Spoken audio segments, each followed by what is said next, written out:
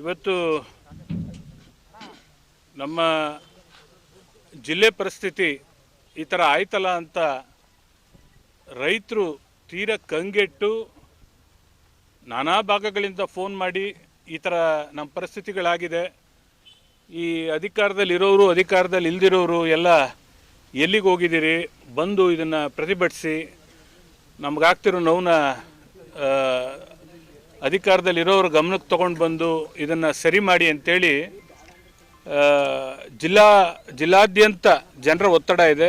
ಅದರಲ್ಲೂ ಮುಖ್ಯವಾಗಿ ಈ ನಾಲೆ ಇಮಿಡಿಯೇಟ್ ಕ್ಷೇತ್ರ ಅಂದರೆ ನಮ್ಮದು ಶ್ರೀರಂಗಪಟ್ಟಣ, ಈ ಕ್ಷೇತ್ರದ ಪರಿಸ್ಥಿತಿ ಬಗ್ಗೆನೇ ಇಷ್ಟು ಅಧ್ವಾನ ಆಗಿದೆ ಅನ್ನೋದಾದರೆ ಇನ್ನು ಮಿಕ್ಕ ಕ್ಷೇತ್ರಗಳ ಪರಿಸ್ಥಿತಿ ಏನಾಗಿದೆ ಅಥವಾ ರೈತರು ಏನಾಗಬೇಕು ಅಂತಿಮವಾಗಿ ಅನ್ನೋದು ದೊಡ್ಡ ಚಿಂತೆ ಆಗಿರ್ತಕ್ಕಂಥ ವಿಚಾರ. ಈ ಆಡಳಿತದಲ್ಲಿರೋ ಸರ್ಕಾರಕ್ಕೆ ಅವ್ರಿಗೆ ಏನು ಇದೆಲ್ಲ ಕಾಣಿಸ್ತಾನೇ ಇಲ್ಲ. ಒಂದು ವೇಳೆ ನೀರು ಇಲ್ದಿದ್ರೆ ಬೇಡ, ಒಂದು ಚೇರ್ ಕೊಡ್ರಿ ಅವ್ರಿಗೆ, ಅಲ್ಲಿ ನೀರು ಇಲ್ದಿದ್ರೆ ಬೇಡ, ಕಟ್ಟೆಯಲ್ಲಿ ನೀರು ಇತ್ಕೊಂಡು ಕೂಡ ಈ ಅನ್ಯಾಯ ರೈತರಿಗೆ ಮಾಡೋದಾದರೆ ಇದು ನಿಜವಾಗ್ಲೂ ಇದು ಪ್ರಜಾಪ್ರಭುತ್ವ ಅಂತ ಹೇಳೋಕ್ಕಾಗ್ತದ? ಅಥವಾ ಒಂದು ಕಾರಣ ಬೇಕಲ್ಲ, ಯಾವುದಾದ್ರೂ ಒಂದು ತಪ್ಪಾದರೆ, ನಮ್ಗೆ ಅರಿವಿಲ್ಲದೆ ತಪ್ಪಾಗೋದಾದರೆ ಅದಕ್ಕೊಂದು ಕಾರಣ ಬೇಕು. ಅದಕ್ಕೆ ಅರ್ಥನೇ ಇಲ್ದಿರೋ ರೀತಿಯಲ್ಲಿ ಇವ್ರುಗಳು ಮಾಡೋದಾದರೆ ಇದಕ್ಕೆ ಉತ್ತರ ಕೊಡೋರು ಯಾರು? ಈ ಸರ್ಕಾರ ನಿನ್ನೆ ಮುಖ್ಯಮಂತ್ರಿಗಳು ಕಲಬುರಗಿಲೆಲ್ಲೋ ಒಂದು ಹೇಳಿಕೆ ಕೊಡ್ತಾರೆ, ನಾನು ಅದನ್ನು ನೋಡ್ತೀನಿ, ಪರಿಶೀಲಿಸ್ತೀನಿ, ಅವ್ರಿಗೆ ಸಾಲ ಮನ್ನಾ ಮಾಡೋ ವಿಚಾರದಲ್ಲಿ ಪರಿಶೀಲಿಸ್ತೀನಿ ಅಂತ ಒಂದು ಹೇಳಿಕೆ ಕಲಬುರಗಿಲಿ ಕೊಟ್ಟಿದ್ದಾರೆ. ಈಗ ನಾನು ಕೇಳ್ತಾ ಇದ್ದೀನಿ, ನೀವು ಏನು ಇರೋ ಬೆಳೆಗೆ ನೀರು ಕೊಡದೆ ರೈತರನ್ನ ಸಾಲ ಮಾಡಿಸ್ಬಿಟ್ಟು ನಿಮ್ಮ ಹಂಗನಲ್ಲೇ ಇನ್ನೂ ಎಷ್ಟು ವರ್ಷ ಇಟ್ಕೊಂತೀರ ರೈತರನ್ನ? ಯಾಕೆ ಸಾಲ ಮಾಡಿಸ್ತೀರ ಅವ್ರನ್ನ? ಸಾಲ ಮಾಡಿಸ್ದಂಗೆ ಅವ್ರನ್ನ ನೀವು ಕಾಪಾಡಬೇಕಾದದ್ದು ಸರ್ಕಾರಗಳ ಕರ್ತವ್ಯ. ಈಗ ಒಂದು ವೇಳೆ ನ್ಯಾಚುರಲ್ ಸೋರ್ಸ್ ಇಲ್ಲ ಅಂದಿದ್ದರೆ ನೀವು ಹೇಳೋದನ್ನು ಕೇಳಿಸ್ಕೊತಿದ್ವಿ. ನ್ಯಾಚುರಲ್ ಸೋರ್ಸ್ ಇದೆ, ನೀವು ರೈತರನ್ನ ಯಾಕೆ ಸಾಲ ಮಾಡಿ ಅಧ್ವಾನ ಮಾಡ್ತೀರಾ? ನೀವು ಆಮೇಲೆ ಮನ್ನಾ ಮಾಡ್ತೀವಿ ಅಂತ ನೀವು ಮನ್ನಾ ಮಾಡೋ 50,000 25,000 ರೈತರು ಬದುಕೋಕ್ಕಾಗತ್ತಾ? ಉಳಿಯೋಕ್ಕಾಗತ್ತಾ? ಒಂದ್ಸಲಿ ರೈತ ಸಾಲ ಮಾಡ್ಕೊಳ್ಳೋ, ಒಂದ್ಸಲಿ ಸಾಲ ಆದರೆ ಅದನ್ನು ಹೇಗೆ ತೀರಿಸ್ಕೋಬೇಕು ಅನ್ನೋದು ಅವ್ರಿಗೆ ಗೊತ್ತಿದೆ, ಅದ್ರ ಕಷ್ಟ ಏನಿದೆ ಅಂತ. ಒಂದು ಬೆಳೆ ನಷ್ಟ ಆದರೆ ಅವ್ನು ಮತ್ತೆ ಚೇತರಿಕೆ ಆಗಬೇಕು ಅಂದರೆ 3 ಬೆಳೆ 4 ಬೆಳೆ ಕಾಯಬೇಕು ಒಬ್ಬ ರೈತ. ನಿಮ್ಗೆ ಅದ್ರ ಪರಿಜ್ಞಾನವೇ ಇಲ್ವಲ್ಲ, ನಿಮ್ಗೆ ಅದ್ರ ನಾಲೆಡ್ಜೇ ಇಲ್ಲ. ವ್ಯವಸಾಯದ ಬಗ್ಗೆ ನಿಮ್ಗೆ ಯಾರಿಗೂ ಏನೂ ಗೊತ್ತಿಲ್ಲ. ಇಲ್ಲಿ ನಮ್ಮ ಜಿಲ್ಲೆಯಲ್ಲಿ ಒಬ್ಬ ಕೃಷಿ ಮಂತ್ರಿ ಚಲರಾಯಸ್ವಾಮಿ ಅವರು, ಎಲ್ಲಪ್ಪ ನೀವು ಹಳ್ಳಿ ಮೇಲೆ ಹೋಗಿ ಪರಿಸ್ಥಿತಿ ಏನಿದೆ ಅಂತ ನೋಡ್ಬೇಕಲ್ಲ. ಬೆಳೆಗಳೇನಾಗಿದೆ, ತೋಟಗಾರಿಕೆ ಏನಾಗಿದೆ, ತೆಂಗು ಏನಾಗಿದೆ, ಕಬ್ಬು ಏನಾಗಿದೆ, ಅದೆಲ್ಲ ನೋಡ್ಬೇಕಲ್ಲ. ಚೇರ್ಗಳು ಕೊಡಲಿ. ನೀವು ಇಷ್ಟು ಕೃಷಿ ಸಚಿವರು ಅಂತ ಹೆಸರು ತಗೊಂಡ್ಬಿಟ್ಟು ಅಲ್ಲೆಲ್ಲ ಹೋಗಿ ನನಗೆ ಅವಾರ್ಡ್ ಬಂತು, ನನಗೆ ಇದು ಬಂತು ಅಂತ ಹಿಡ್ಕೊಂಡು ತೋರಿಸ್ತಿರಲ್ಲ, ಇದು ಸಂಕೋಚ ಆಗಲ್ವ ನಿಮಗೆ? ನೀವು ಕೊಡ್ತಾ ಇರೋದು ಅವಾರ್ಡು, ನೀವು ತಗೊಂಡಿರೋ ಅವಾರ್ಡ್ ಇದಕ್ಕ? ಅದೆಲ್ಲ ಕೃಷಿ ವಿದ್ಯಾಲಯ ಮಾಡ್ತೀನಿ ಅಂತ ಕೃಷಿ ಯೂನಿವರ್ಸಿಟಿ ಮಾಡ್ತೀನಿ ತಗೊಂಬಂದಿದ್ದೀನಿ ಅಂತ ಹೆಮ್ಮೆ ಪಡ್ತಿದ್ರಲ್ಲ, ಏನು ಮಂಡ್ಯ ರೈತರು ಉಪ್ಪಿನಕಾಯಿ ಹಾಕೊಂಡು ನೆಕ್ಬೇಕಾದನ್ನ? ಏನು ಮಾಡ್ಬೇಕು ಹೇಳಿ? ರೈತರನ್ನೆಲ್ಲ ನೀವು ಸರ್ವನಾಶ ಮಾಡ್ಕೊಂಡು ನಿಂತಿದ್ದೀರಲ್ಲ, ಹಿಂಗೆ ಏನು ಮಾಡಬೇಕು ಈಗ ರೈತರು? ನಿಮ್ಮ ಯೂನಿವರ್ಸಿಟಿಗಳನ್ನ ಇಟ್ಕೊಂಡು ನಾವೇನು ಮಾಡಬೇಕು? ಕಟ್ಟಲಿರೋ ನೀರು ಬಿಡೋ ಯೋಗ್ಯತೆಗಳು ನಿಮಗಿಲ್ಲ. ರೈತರ ಪರಿಸ್ಥಿತಿ ಏನಾಗಿದೆ, ಅವ್ರ ತೆಂಗಿನ ಪರಿಸ್ಥಿತಿ ಏನಾಗಿದೆ, ಅಡಿಕೆ ಪರಿಸ್ಥಿತಿ ಏನಾಗಿದೆ, ತೋಟಗಾರಿಕೆ ಗಿಡಗಳ ಬಗ್ಗೆ ಏನಾಗಿದೆ ಅನ್ನೋ ನಿಮಗೆ ನಾಲೆಡ್ಜ್ ಇಲ್ಲ. ಹೋಗಿದ್ದೀರಾ ಯಾವ್ದಾರ ಕ್ಷೇತ್ರಗಳಲ್ಲಿ ಕಬ್ಬು ಬೆಳೆ ಏನಾಗಿದೆ ಅಂತ ನೋಡ್ಕೊಂಡು ಬಂದಿದ್ದೀರಾ? ನಾಲೆ ಅವಲಂಬಿತ ಕಬ್ಬುಗಳು ಏನಾಗಿದೆ ಅನ್ನೋದನ್ನ ನೋಡಿದ್ದೀರಾ ನೀವು? ಕೃಷಿ ಮಂತ್ರಿ ನಮ್ಮ ಜಿಲ್ಲೆಯವರೇನೆ. ಇದಕ್ಕಿನ್ನ ದುರಂತ ಬೇಕಾ? ಇನ್ನು MLAಗಳಂತೂ ಕೇಳೋದೇ ಬೇಡ. ಯಾವ್ಯಾವುದೋ ಹೆಸರು ಮೇಲೆ ನೀವು ಗೆದ್ದು ಬಂದ್ರಲ್ಲಪ್ಪ MLAಗಳು, ಇವತ್ತು ಎಲ್ಲಿ ಕೂತಿದ್ದೀರಿ ನೀವೆಲ್ಲ? ಮೈಸೂರು ಬಿಗ್ ಕಪ್ಪಲ್ಲಿ ಕೂತಿದ್ದೀರಿ. ನಮ್ಮ ಕ್ಷೇತ್ರದ MLA 3 ಹೊತ್ತು ಮೈಸೂರು ಬಿಗ್ ಕಪ್ಪಲ್ಲಿ ಕೂತಿರ್ತಾರೆ. ಬಿಗ್ ಕಪ್ ಅನ್ನೋದೊಂದು VV ನಗರದಲ್ಲಿ ಒಂದು ಹೋಟೆಲು, ಒಂದು 300 ರೂಪಾಯಿ ಕಾಫಿ ಅದಕ್ಕೆ. ಅಲ್ಲಿ ಅವ್ರು ರಿಯಲ್ ಎಸ್ಟೇಟ್ ಮಾಡ್ಕೊಂಡು ಅವರು ತಲ್ಲೀನರಾಗಿದ್ದಾರೆ. ನೀವು ಕೊಡುಗೆ ಕೊಡೋಕ್ಕೆ ನೀವು ಜನಪ್ರತಿನಿಧಿ ಆಗಬೇಕು? ಇವತ್ತು ನಿಮ್ಮ ಹತ್ರ ಅಂಕಿಅಂಶ ಇದೆಯಾ ನಾಳೆ ಬಗ್ಗೆ? ನಾಳೆ ICC ಮೀಟಿಂಗ್ ಇದೆಯಲ್ಲ, ಯಾಕೆ ಇದನ್ನು ಮೊದಲೇ ಮಾಡ್ಕೊಂಡಿದ್ರೆ ಏನಾಗಿತ್ತು ನಿಮಗೆ? ಈಗ ಮೇ ತಿಂಗಳು 27ಕ್ಕೆ ನಾಲೆಗೆ ನೀರು ನಿಲ್ಲಿಸ್ತಾರೆ. ಮೇ ತಿಂಗಳಲ್ಲಿ 27ನೇ ತಾರೀಕು. ಅದಾದ ಮೇಲೆ ಅಲ್ಲಿ ವಿ ಸಿ ಎಂಟ್ರೆನ್ಸ್ 0 ಪಾಯಿಂಟಲ್ಲಿ ಅದು ಸರಿ ಇಲ್ಲ, ಅದು ದುರಸ್ತಿ ಆಗಬೇಕು, ರಿಪೇರಿ ಆಗಬೇಕು ಅನ್ನೋದು ಎಲ್ರಿಗೂ ಗೊತ್ತಿದೆ. ಬಟ್ ಯಾರೂ ಅದನ್ನು ಗಮನ ಹರಿಸಿಲ್ಲ. 1 ತಿಂಗಳು ಕಾಲ ನಿರ್ಲಿಪ್ತವಾಗಿ ಅವ್ರವ್ರದೇ ಕೆಲಸಗಳು, ಇಂಜಿನಿಯರ್ಗಳು ಎಲ್ಲ ಕಾಲ ಕಳೆದುಬಿಟ್ಟಿದ್ದಾರೆ. 1 ತಿಂಗಳು ಕಾಲ, ಜೂನ್ ತಿಂಗಳು ಸಂಪೂರ್ಣ ನೆಗ್ಲೆಕ್ಟ್ ಮಾಡಿದ್ದಾರೆ. ಏನೂ ಅಲ್ಲಿ ಪ್ರೋಗ್ರೆಸ್ ಮಾಡಿಲ್ಲ. ಅಲ್ಲಿ ನನ್ನ ಕಾರಲ್ಲಿ ಫೋಟೋಸ್ ಇದೆ, ತರಿಸು. ಆಮೇಲೆ ಈಗ 1ನೇ ತಾರೀಕಿಂದ ಒಂದು ಕಾಮಗಾರಿನ ಕೈಗೆ ತಗೊಂಡಿದ್ದಾರೆ. ವಿ ಸಿಗೆ 0 ಪಾಯಿಂಟಲ್ಲಿ 1ನೇ ತಾರೀಕಿಂದ ಕಾಮಗಾರಿ 1 ತಿಂಗಳು ಏನೂ ಮಾಡಿಲ್ಲ. 27ಕ್ಕೆ ನೀರು ನಿಲ್ಲಿಸಿದ್ದಾರೆ. 1 ತಿಂಗಳು ಜೂನ್ ತಿಂಗಳು ಸಂಪೂರ್ಣ ಹಾಳು ಮಾಡಿದ್ರು. ಪುನಃ 1ನೇ ತಾರೀಕಿಂದ ಕಾಮಗಾರಿ ಪ್ರಾರಂಭ ಮಾಡಿದ್ದಾರೆ. ಈಗ 8-10 ದಿವಸದಿಂದ ರೈತರು ನೇಣಾಕೋಬೇಕಾ? ನಿಮಗೆ ಕಾಂಟ್ರಾಕ್ಟರ್ಗಳು ಉಳಿಸ್ಬೇಕು, ಇಂಜಿನಿಯರ್ಗಳು ಉಳಿಸ್ಬೇಕು ಈ ಸರ್ಕಾರಕ್ಕೆ. ರೈತರು ಏನಾಗಬೇಕು, ರೈತರಿಗೆ ನೀರು ಕೊಡದಿದ್ರೆ ಅವ್ರ ಪರಿಸ್ಥಿತಿ ಏನಾಗುತ್ತೆ ಅನ್ನೋದು ನಿಮಗೆ ನಾಲೆಡ್ಜ್ ಇಲ್ಲ. ಇವತ್ತು ನೋಡಿ, ಇವತ್ತು ನೀರಿನ ಮಟ್ಟ 86 ಅಡಿ ಇದೆ. ಈಗ 12 ಗಂಟೆಗೆ 86 ಅಡಿ, ಆಲ್ಮೋಸ್ಟ್ 14 TMC ನೀರು ಆ್ಯಡ್ ಆಯಿತು. ನಮ್ಮಲ್ಲಿ 14 TMC ನೀರು ಬಂದಿದೆ. ಈಗ ಇನ್ಫ್ಲೋ 12,000 ಇನ್ಫ್ಲೋ ಇದೆ ಡ್ಯಾಮ್ಗೆ. ಇವತ್ತು ನಮಗೆ 0 to 60 ಅಡಿ ಅದು death storage. 0 to 60 death storage. 60ರಿಂದ 74 ತನಕ ಅದು ರಿಸರ್ವ್ ವಾಟರ್, ಕುಡಿಯೋ ನೀರಿಗೆ ಅಂತ ರಿಸರ್ವ್ ಮಾಡಬೇಕು ಅಂತ ಕಾನೂನಿದೆ. 60ರಿಂದ 74 ತನಕ. 74ರಿಂದ ಮೇಲಿರ್ತಕ್ಕಂಥ ನೀರನ್ನ ವ್ಯವಸಾಯಕ್ಕೆ ಅಂತಲೇ ಡ್ಯಾಮ್ನ ಮೂಲ ಒಂದು ಇತಿಹಾಸ ಇರ್ತಕ್ಕಂಥದ್ದು. ಸೈಲೆಂಟ್ ಫ್ಯೂಚರ್ ಅಂತ ಏನು ಹೇಳ್ತೀವಿ, ಡ್ಯಾಮ್ನ ಸೈಲೆಂಟ್ ಫ್ಯೂಚರ್ ಹೇಳೋ ಪ್ರಕಾರ 74 ಅಡಿಯಿಂದ ಮೇಲ್ಗಡೆ ಅದು ವ್ಯವಸಾಯಕ್ಕೆ ಸೀಮಿತವಾಗಿರಬೇಕು. ಮಂಡ್ಯ ಭಾಗದ ರೈತರುಗಳಿಗೆ ಅದು ವರದಾನ ಅಂತ ಮಹಾರಾಜರ ಉದ್ದೇಶದಲ್ಲಿ ನಡೆದಂಥ ಒಂದು ಇದು ಅಣೆಕಟ್ಟು. ಇವತ್ತು 74 ಇರಲಿ, 86 ಅಡಿ ಬಂದಿದ್ದೀವಿ. ನಿಮಗಿನ್ನೂ ನೀರು ಕೊಡೋಕ್ಕಾಗ್ತಿಲ್ಲ. ವಿ ಸಿಗೆ ಈಗ ಒಂದು 10 ದಿವಸದಿಂದ ಕೆಲಸ ಶುರು ಮಾಡಿದ್ದೀನಿ ಅಂತ ನೆಪ ಹೇಳ್ತಾ ಇದ್ದೀರಿ.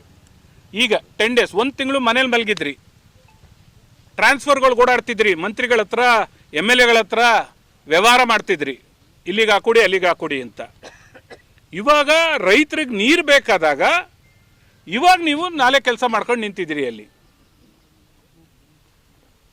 ಇನ್ನು CDSಗೆ ನೀರು ಬಿಟ್ಟಿಲ್ಲ, ವಿರ್ಜಾಗ್ ನೀರು ಬಿಟ್ಟಿಲ್ಲ,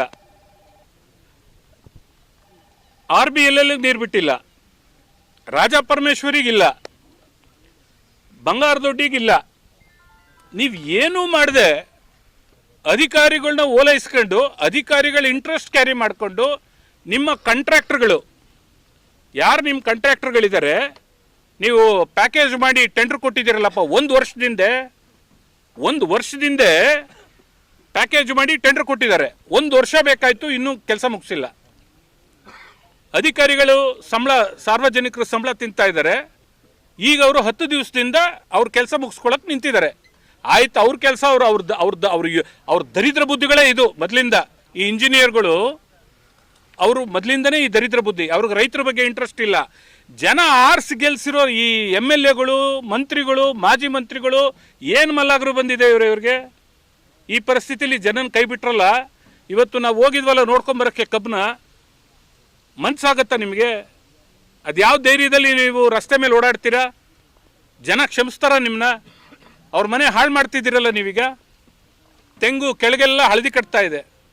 ಇನ್ನು 15 ದಿನ ಇದಕ್ಕೆ ನೀರು ಬಿಡಲಿಲ್ಲ ಅಂದರೆ ತೆಂಗು ಬುಡ ಒಣಗುತ್ತೆ, ಮೇಲ್ಗಡೆ ಸುಳಿ ಒಣಗುತ್ತೆ. ಏನು ಅನ್ಯಾಯ ಇದು? ನೀರಿದ್ದು ಕೂಡ ಈ ಅನ್ಯಾಯ.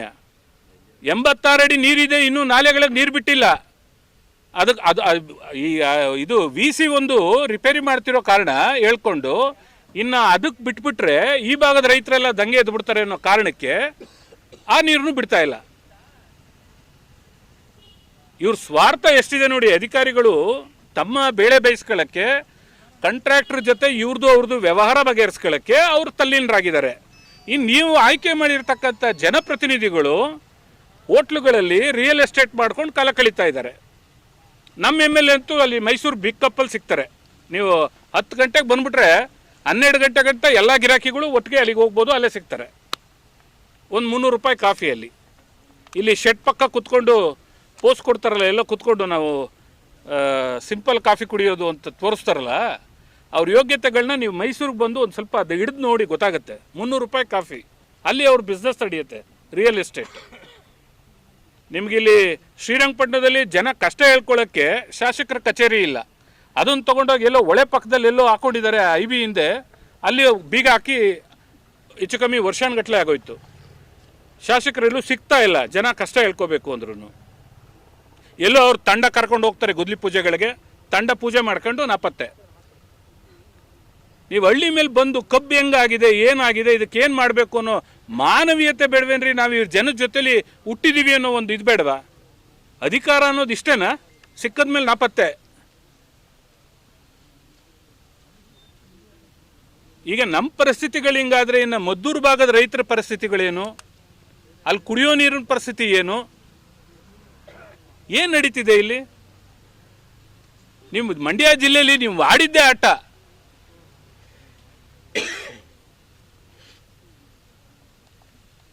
ಈ ಧೋರಣೆನ ನಿಜವಾಗ್ಲೂ ನಿಲ್ಲಿಸ್ಬೇಕಾಗ್ತದೆ. ಈ ಅಧಿಕಾರದಲ್ಲಿರೋರು ಆಯ್ತಪ್ಪ ನಿಮಗೆ 5 ವರ್ಷ ಕೊಟ್ಟಿದ್ದಾರೆ, ಮುಂದೆ ಜನ ತೀರ್ಮಾನ ಮಾಡ್ತಾರೆ. ಅವ್ರ ಹಣೆ ಬರ, ಜನದ ಹಣೆ ಬರ. ನಿಮ್ಮಂಥವ್ರೇ ಬೇಕು ಅಂದರೆ ಯಾರೇನು ಮಾಡೋಕ್ಕಾಗ್ತದೆ? ಜನ ಆಯ್ಕೆ ಮಾಡಿದ್ರೆ ನೀವೇ ಪುನಃ ಬರೀರಂತೆ. ಯಾಕಂದ್ರೆ ನೀವು 2,000 ಕೊಡೋ ಶಕ್ತಿ ಇರೋರು, ಜನಕ್ಕೆ 2,000 ಕೊಡೋ ಶಕ್ತಿ ಇರೋರು ನೀವೇ ಬರೀರಂತೆ. ಬಟ್ ಜನಕ್ಕೆ ಈ ಥರ ಮೋಸ ಮಾಡಬೇಡಿ. ಅವ್ರ ಬೆಳೆನ ಹಾಳು ಮಾಡಿದ್ರಲ್ಲ. ಇವಾಗ ನನ್ನ ಪಕ್ಕ ಒಬ್ಬ ಈಗ ಹಿಂದ್ಗಡೆ ಇರ್ತಕ್ಕಂಥ ಜಮೀನು ನೋಡಿ ಇವ್ರ ಪರಿಸ್ಥಿತಿ 2 ಎಕರೆ ಕಬ್ಬಿದು. ಈಗ 1.5 ಲಕ್ಷ ರೂಪಾಯಿ ಖರ್ಚು ಮಾಡಿದಾರಂತೆ. ಏನಾಗಬೇಕೀತ? ಎಲ್ಲ ಬೆಂಡು ಬಂದು ಕೂತಿದೆ ಕಬ್ಬು. ಅವ್ರ ಪರಿಸ್ಥಿತಿ ಏನಾಗಬೇಕು? ಸಾಲ ಸೋಲ ಮಾಡ್ಕೊಂಡಿದ್ದಾರೆ. 1.5 ಲಕ್ಷ ರೂಪಾಯಿ ನೀವೆಲ್ಲೋ ಕುತ್ಕೊಂಡು ನಾಮಕಾವಸ್ಥೆಗೆ ನಾಮಿನಲ್ ಆಗೇನೋ ಒಂದಷ್ಟು ದುಡ್ಡು ಕೊಡ್ಬೋದು ನೀವು ಸರ್ಕಾರದಿಂದ ಮುಂದೆ. ಬಟ್ ಅದರಿಂದ ಇವರು ಸಾಲದಿಂದ ವಿಮುಕ್ತರಾಗಕ್ಕೆ ಸಾಧ್ಯನಾ? ಅವ್ರನ್ನ ನೀವೇ ಹಾಳು ಮಾಡ್ದಂಗೆ ಆಗಲ್ವಾ? ಯಾಕೆ ರೈತರು ಮಕ್ಕಳು ಬೆಂಗಳೂರಿಗೆ ಹೊರಡ್ತಾರೆ, ಇಲ್ಲಿಂದ ಊರುಗಳಿಂದ ಕೆಲಸ ಇಲ್ಲಿ ಬೇಡ ಅಂಥೇಳಿ ಹೊರಗಡೆ ಹೋಗ್ತಾ ಇದ್ದಾರೆ ಅಂತ ಅರ್ಥ ಆಯ್ತಾ? ಇದಕ್ಕೆ ರಕ್ಷಣೆ ಬೇಡವಾ? ರೈತರು ಮಕ್ಕಳು ರೈತರಾಗಿ ಉಳಿಬೇಕು ಅನ್ನೋ ಒಂದು ಪ್ರಯತ್ನ ನಾವೆಲ್ಲರೂ ಮಾಡಬೇಕಾಗಿತ್ತಲ್ಲ. ನಿಮ್ಮಂಥವ್ರು ಕಟ್ಕೊಂಡು ನಾವು ಮಾಡೋಕ್ಕಾಗತ್ತಾ? ಇದು ದೊಡ್ಡ ದುರಂತ. ಇವರೇ ಇಷ್ಟು ಅಡಿ ನೀರಿಟ್ಕೊಂಡು 86 ಅಡಿ ನೀರಿಟ್ಕೊಂಡು ಕೂಡ ಇವರು ಎಲ್ಲ ಫೋಟೋಸ್ ಬಂತ.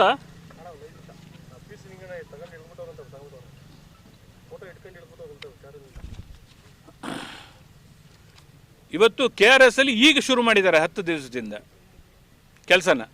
ಇನ್ನು ಅದು ಮುಗಿಬೇಕಾದ್ರೆ ಈ VCಗೆ ಅದು ಮುಗಿಬೇಕಾದ್ರೆ ಮಿನಿಮಮ್ ಅಂದ್ರೂ 8 ರಿಂದ 10 ದಿನ ಬೇಕು. ಉಳಿತಾನ ರೈತ? ಈ ಕಬ್ಬು ಉಳಿಯುತ್ತಾ? ಇನ್ನೂ 10 ದಿನ ತಡೆಯುತ್ತಾ ಈ ಕಬ್ಬು? ಇವರೆಲ್ಲ ಲೀಡರ್ಗಳ? ಇವ್ರು ಬಟ್ಟೆ ಹಾಕೊಂಡು ಅದೆಲ್ಲೆಲ್ಲೋ ಓಡಾಡ್ತಾವ್ರಲ್ಲಪ್ಪ ಪ್ರೈಸ್ ಇಸ್ಕೊಳ್ಳೋಕ್ಕೆಲ್ಲ. ಇವರೆಲ್ಲ ಲೀಡರ್ಗಳ? ಇವರು ರೈತರ ಪರವಾಗಿ ನಿಲ್ಲೋ ಯೋಗ್ಯತೆಗಳಿಲ್ಲ ಇವರಿಗೆ. ಸರ್ಕಾರ ಈ ಕೂಡಲೇ ಈ ಕಾಮಗಾರಿ ಎಲ್ಲ ನಿಲ್ಲಿಸಬೇಕು. ಮೊದಲು 10 ದಿನನಾರು ನೀರು ಹರಿಯೋಕ್ಕೆ ದಾರಿ ಮಾಡಿ ರೈತರು ಉಳಿಸ್ಬೇಕು. ಆ VC ನೀರು ಕೊಟ್ಟರೆ ಬೇರೆ ರೈತರೆಲ್ಲ ಎಲ್ಲ ಕಡೆ ಬೇರೆದು ಕೊಟ್ಟರೆ VC ಗಲಾಟೆ ಮಾಡ್ತಾರೆ ಅಂಥೇಳಿ ಅದಕ್ಕೂ ಕೊಡದೆ ಉಳಿಸ್ಕೊಂಡು ನಿಂತಿದ್ದಾರೆ. 86 ಅಡಿ ಇದ್ರೂ ಕೂಡ 12,000 ಇನ್ಫ್ಲೋ ಇದೆ. ಸರ್ಕಾರ ನಾಳೆ ICC ಮೀಟಿಂಗ್ ಇದೆ, ಕಣ್ಣೋರ್ಸೋ ಮಾತಾಡ್ತಾರೆ. ಸರ್ಕಾರಕ್ಕೆ ಸ್ವಲ್ಪನಾದ್ರೂ ಮಾನವೀಯತೆ, ರೈತರ ಪರವಾಗಿ ಇದ್ದೀವಿ ನಾವು ಅಂತ ಹೇಳ್ಕೊಳಕ್ಕಾರು ಬೇಕು ಅನ್ನೋದಾದರೆ ತತ್ಕ್ಷಣ ನೀರು ಬಿಡಬೇಕು. ಎಲ್ಲ ನಾಲೆಗಳಿಗೂ ನೀರು ಬಿಡಬೇಕು. ನಿಮಗೆ ದೇವರು ಒಳ್ಳೇದು ಮಾಡೋದಿಲ್ಲ. ನೀವು ಆಮೇಲೆ ನೀವೇನು ಕೊಡಕ್ಕೆ ಬಂದ್ರೂ ರೈತರಿಗೆ ಅದು ಒಳ್ಳೇದಲ್ಲ, ಅದು ಶಾಪ. ಅದು ರೈತರಿಗೆ ಮಾಡೋ ಅನ್ಯಾಯ. ನೀವು ಅದನ್ನು ಫಸ್ಟು ನೀವು ಎಲ್ಲವನ್ನೂ ನಿಲ್ಲಿಸಿ ಮೊದಲು ನಾಲೆಗಳಿಗೆ ತತ್ಕ್ಷಣ ನೀರು ಬಿಡಿ. ಇಲ್ಲ ಅಂದರೆ ನಾವು ಮುಂದೆ ಇದನ್ನು ಬೇರೆ ರೀತಿಲೇ ಹೋರಾಟ ಪ್ರಾರಂಭ ಮಾಡಬೇಕಾಗತ್ತೆ. ನಾವ್ಯಾರು ನಮ್ಮ ಜಿಲ್ಲೆಯಲ್ಲಿ ನಾವು ಯಾರ ಹಂಗಲು ಏನು ಬದುಕಬೇಕಾಗಿಲ್ಲ. ನಾವು ರೈತರು ಸ್ವಾಭಿಮಾನಿಗಳಿದ್ದೀವಿ. ನಾವು ರಸ್ತೆಗೆ ಬಂದು ಹೋರಾಟ ಮಾಡಬೇಕಾಗತ್ತೆ. ನಾಚಿಗೇಡು. ನೀವು ರಾತ್ರಿ ಹೊತ್ತು ತಮಿಳ್ನಾಡಿಗೆ ನೀರು ಬಿಟ್ಕೊಂತೀರಿ, ಬೆಂಗಳೂರು ಕುಡಿಯೋಕ್ಕೆ ನೀರು ಬಿಟ್ಕೊಂತೀರಿ. ಕುಡಿಯೋಕ್ಕೆ ನೀರು ಬಿಟ್ಕೊಳ್ಳಿ, ನಮ್ಮದೇನು ಅಭ್ಯಂತರ ಇಲ್ಲ. ಆದರೆ ಅದಕ್ಕೆಲ್ಲ ಲಿಮಿಟೇಷನ್ ಇದೆ. 64 ಅಡಿ ವ್ಯವಸಾಯಕ್ಕೆ ಅಂತಲೇ ಸೀಮಿತವಾಗಿದೆ. ಕನ್ನಂಬಾಡಿ ಕಟ್ಟೆಯ 64 ಅಡಿ ವ್ಯವಸಾಯಕ್ಕೆ ಸೀಮಿತವಾಗಿದೆ. ನೀವು ಅದಕ್ಕೆ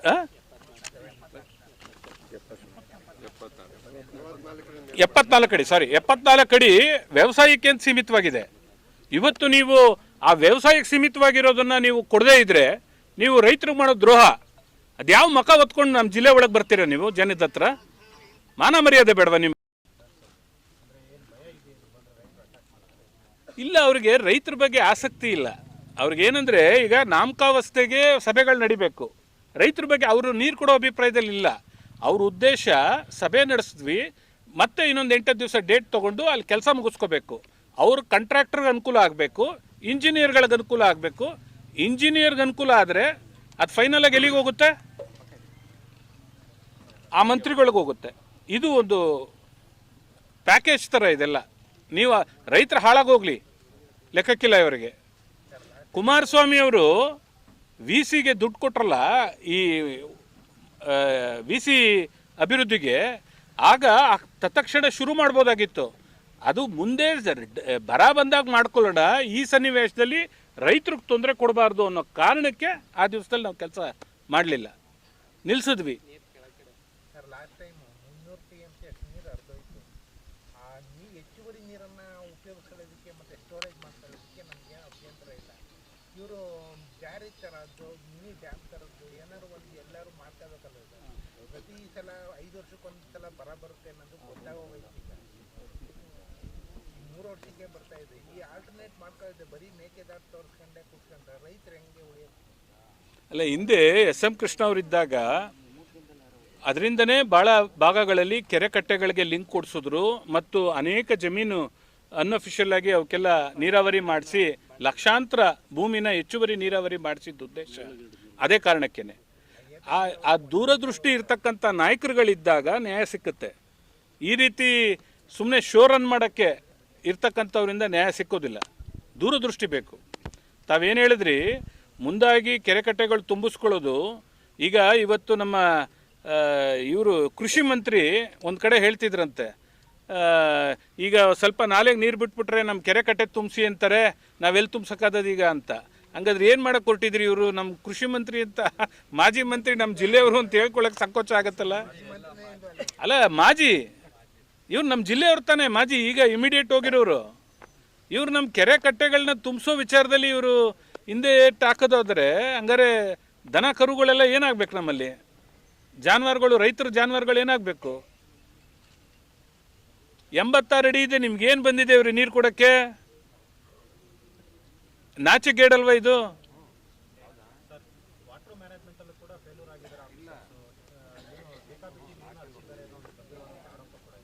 ಅಲ್ಲ, ಈಗ ಅಧಿಕಾರಿಗಳ ವಿಚಾರ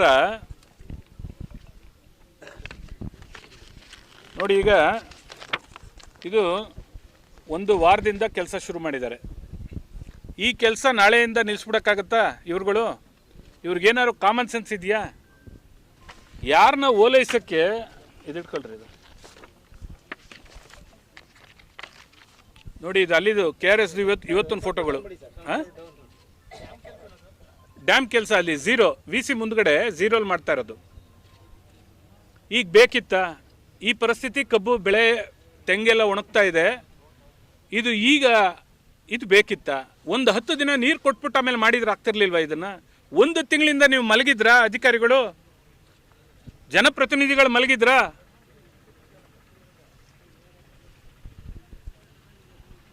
ಈಗ ಶುರು ಮಾಡಿದ್ದಾರೆ ಇದು ಕೆಲಸನ. ಇವ್ರಿಗೆ ಒಟ್ಟಿನಲ್ಲಿ ಕಾಂಟ್ರಾಕ್ಟರ್ಗಳನ್ನ ಓಲೈಸ್ಕೊಂಡು ಇಂಜಿನಿಯರ್ಗಳಿಗೆ ಬದುಕಬೇಕು ಮಾಡಿಕೊಡ್ತಾ ಇದ್ದಾರೆ ಈ ಸರ್ಕಾರ. ರೈತರು ಬದುಕಿಸೋ ಉದ್ದೇಶ ಈ ಸರ್ಕಾರಕ್ಕಿಲ್ಲ.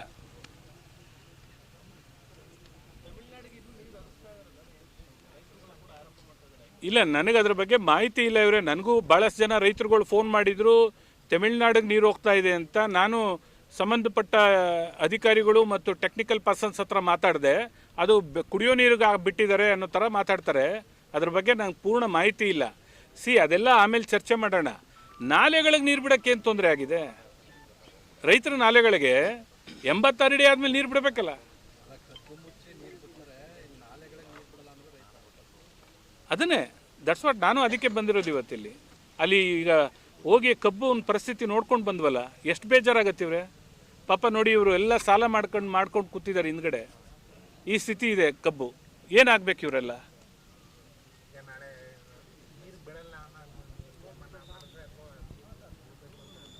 ಅಲ್ಲ, ನಾಳೆ ಅಲ್ಲ ಇವರೇ, ಈ ತತ್ಕ್ಷಣ ಇವತ್ತಿಂದನೇ ನೀರು ಬಿಡಬೇಕು. ನಿಮ್ಮ ಕೆಲಸ ಕಾರ್ಯಗಳಿದ್ರೆ ಲಾಸ್ ಆದರೆ ನಿಮ್ಮ ಕಾಂಟ್ರಾಕ್ಟರ್ ಲಾಸ್ ಆಗುತ್ತೆ, ಇಂಜಿನಿಯರ್ಗಳಿಗೆ ಕೆಲಸ ಸ್ವಲ್ಪ ಮುಂದಕ್ಕೆ ಹೋಗುತ್ತೆ. ನೀವು ರೈತರು ಉಳಿಸ್ರಿ. ನಮ್ಮ ಟ್ಯಾಕ್ಸಲ್ಲಿ ಬದುಕೋರು ನೀವೆಲ್ಲ ರೈತರು ಉಳಿಸಿ. ಮೊದಲು ರೈತರ ಟ್ಯಾಕ್ಸು, ಜನರ ಟ್ಯಾಕ್ಸಲ್ಲಿ ಬದುಕೋರು ನೀವು. ಕಾಂಟ್ರಾಕ್ಟರ್ಗೆ ಒಂದು 4 ಕಾಸು ಲಾಸ್ ಆದರೆ ಪುನಃ ತುಂಬಿಕೊಡಿ. ರೈತರನ್ನ ಕಾಲ್ ಮಾಡ್ತೀರಾ?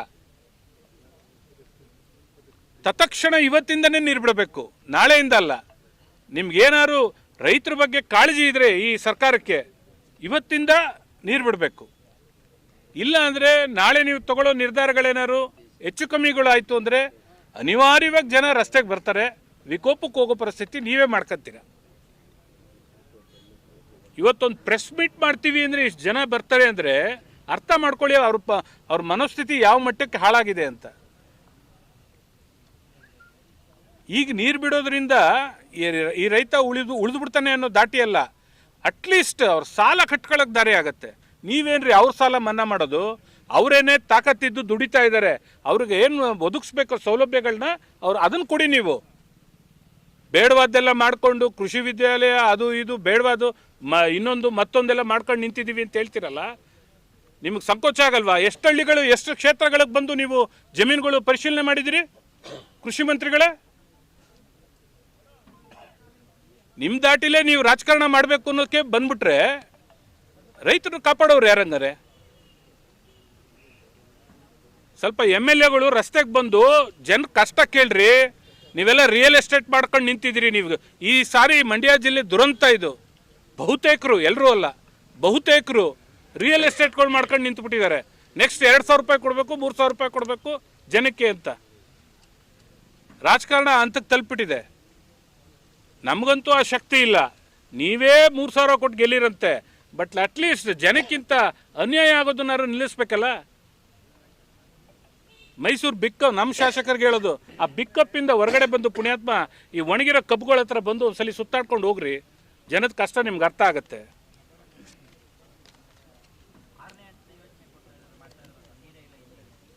ಇದನ್ನೇ ಹೇಳೋದು ಅವೈಜ್ಞಾನಿಕವಾದ ನಿರ್ಧಾರ. ಈ ಅಣೆಕಟ್ಟು ಮೂಲತಃ ಈ ಭಾಗದ ಜನರಿಗೆ ಕುಡಿಯೋ ನೀರಿಗಾಗಿ ಸ್ಥಾಪಿತವಾಗಿರ್ತಕ್ಕಂಥ ಮತ್ತು ಈ ಭಾಗದ ರೈತರುಗಳ ವ್ಯವಸಾಯಕ್ಕೆ ಅನುಕೂಲ ಆಗಲಿ ಅಂತ ಸ್ಥಾಪಿತವಾದಂಥ ಅಣೆಕಟ್ಟು. ಇಲ್ಲಿ ಏನಾಗ್ಬಿಟ್ಟಿದೆ ಅಂದರೆ ಇವ್ರುಗಳು ಸ್ವಾರ್ಥಕ್ಕೆ, ಇವರು ವ್ಯವಹಾರ ರಿಯಲ್ ಎಸ್ಟೇಟ್ಗಳಿಗೆ ಅನುಕೂಲ ಆಗಲಿ ಅಂತ ದೊಡ್ಡದು ಮಾಡಿಕೊಂಡು ಸೋರ್ಸೇ ಇಲ್ಲ. ಮಾತೆತ್ತಿತ್ತು ಅಂದರೆ KRS ನೀರು ತರ್ತೀವಿ. 6ನೇದು 7ನೇದು 8ನೇದು ಏನಾಗಾರೆ ನಮ್ಮ ಜಿಲ್ಲೆಯವ್ರೇನು ಏನು ಅನ್ಕೊಂಡಿದ್ದೀರಿ ನೀವು? ಎಲ್ಲ ಸಹಿಸ್ಕೊಂಡೇ ಕೂತಿರ್ತೀವಿ ಅಂತಲಾ? ಎಲ್ಲದಕ್ಕೂ ಇತಿಮಿತಿ ಇದೆ. ನಮಗೂ ಗೊತ್ತಿದೆ ಕುಡಿಯೋ ನೀರಿಗೆ ಆದ್ಯತೆ ಕೊಡಬೇಕು ಅಂತ. ಆದರೆ ನೀವು ಮಾಡ್ತಾ ಇರೋದು ದುರುಪಯೋಗ. 8 ಮಾಡ್ಕೊಂತೀರಾ, 10 ಮಾಡ್ಕೊಂತೀರಾ ನಿಮ್ಗೆ ಅನುಕೂಲಕ್ಕೆ.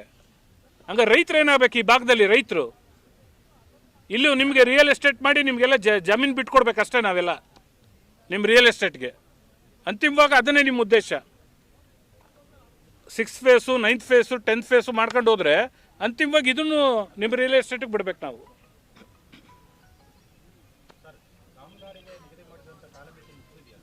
ಒಂದು ವರ್ಷ ಆಯ್ತಲ್ಲ ಶುರುವಾಗಿ, 1 ವರ್ಷ ಕೊಟ್ಟಿದ್ದಾರೆ. ಇವ್ರಿಗೇನು ಕಾಲಮಿತಿ ಇಲ್ಲ. ಈ ಸರ್ಕಾರದಲ್ಲಿ ಯಾವ ನೀತಿ ನಿಯಮಗಳು ಇಲ್ಲ, ಕಾಲಮಿತಿ ಇಲ್ಲ. ಕಾಂಟ್ರಾಕ್ಟ್ ಶುರುವಾಗಿ 1 ವರ್ಷ ಆಯಿತು, ಇನ್ನೂ ನಡೀತಾನೇ ಇದೆ. ಅವ್ರ ಇಚ್ಛೆ ಬಂದಾಗ, ಅವ್ರಿಗಿಷ್ಟ ಬಂದಾಗ ಕೆಲಸ ಮಾಡ್ತಾರೆ.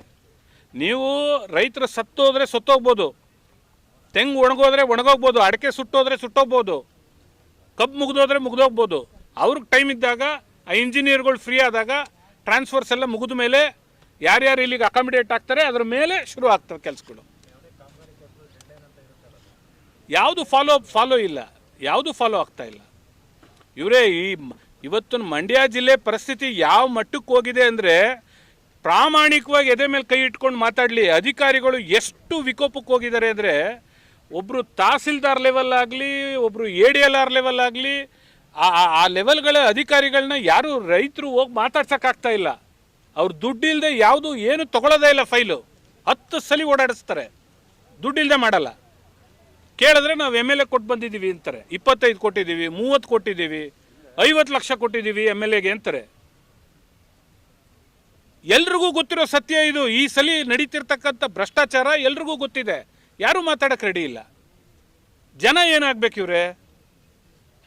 ಭಾಳ ಹೊಟ್ಟೆ ಇವ್ರು ಸಂಕಟ ಆಗುತ್ತೆ. ಜನ ಏನಾಗಬೇಕು? PDOಗಳ್ನೂ ಬಿಡಲಿಲ್ಲ. ಒಬ್ಬ PDO 10 ರಿಂದ 20 ಲಕ್ಷ ಕೊಡ್ತಾ ಇದ್ದಾರೆ ಇಲ್ಲಿ. ಆ ಸತ್ಯ ನಿಮ್ಗಳಿಗೂ ಪತ್ರಕರ್ತರಿಗೂ ಗೊತ್ತಿದೆ. RI VAಗಳು ಕೇಳೋ ರೇಟ್ ಮುಗಿದೋಯ್ತು. ಎಲ್ಲ ಕಿತ್ತು ತಿಂತಾ ಇದ್ದಾರೆ. ಅವರೆಲ್ಲ ನೆಕ್ಸ್ಟ್ ಎಲೆಕ್ಷನ್ಗೆ 2,000 3,000 ಕೊಡೋಕೆ ರೆಡಿಯಾಗಿ ನಿಂತಿದ್ದಾರೆ.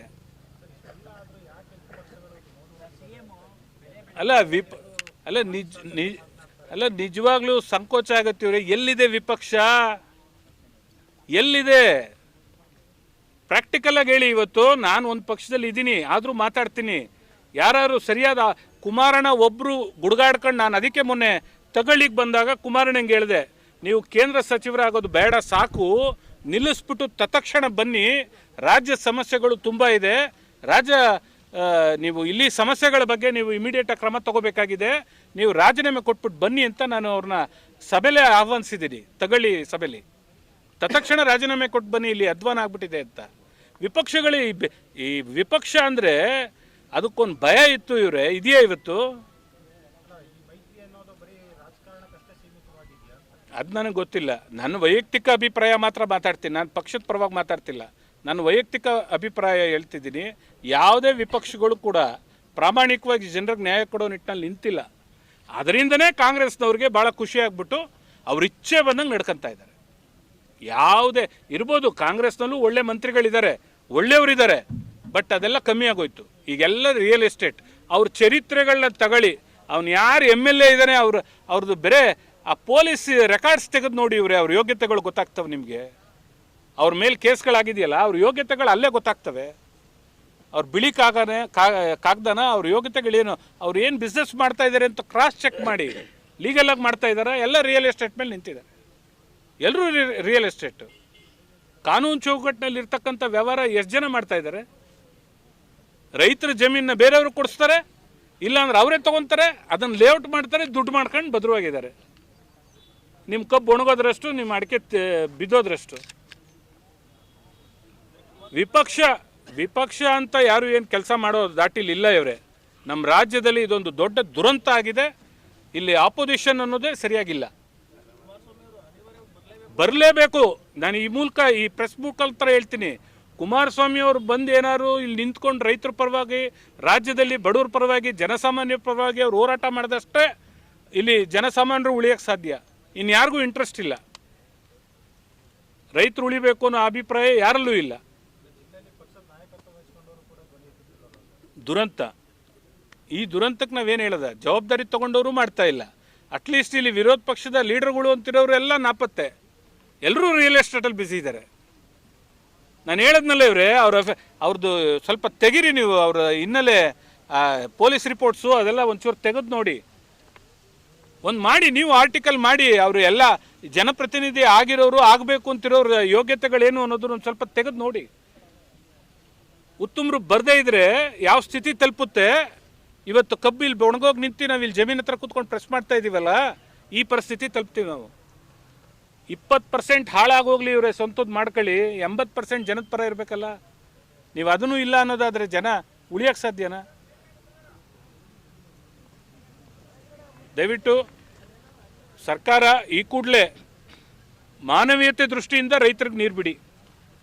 ಮಿಕ್ಕಿದ್ದು ನೀವು ಆಮೇಲೆ ಏನು ಮಾಡ್ತೀರೋ ನೀವು ಮಾಡಿ. ಇನ್ನು ಮಂತ್ರಿಗಳು ಹಂಚ್ಕೊಳ್ಳೋಕ್ಕಾಗಿಲ್ಲ ನಿಮ್ಮ ಕೈಲಿ, ಎಲ್ಲ ವ್ಯವಹಾರಗಳು ಮಾಡ್ಕೊಂಡು ನಿಂತಿದ್ದೀರಿ. ಮೊದಲು ರೈತರಿಗೆ ನೀರು ಬಿಡಿ.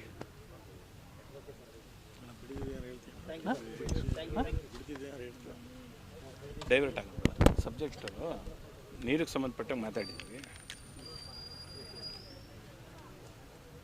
Thank you.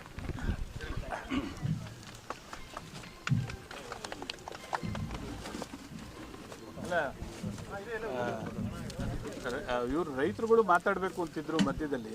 ನಾನು ಸ್ವಲ್ಪ ತಗೊಳ್ಳಿ ಅವ್ರು ಲೈಟ್ ತಗೊಳ್ಳಿ. ಬರ್ಲಿ ಬರ್ತಾರೆ ಆ ಕಡೆ ಬರ್ತಾರೆ ಜಾಗ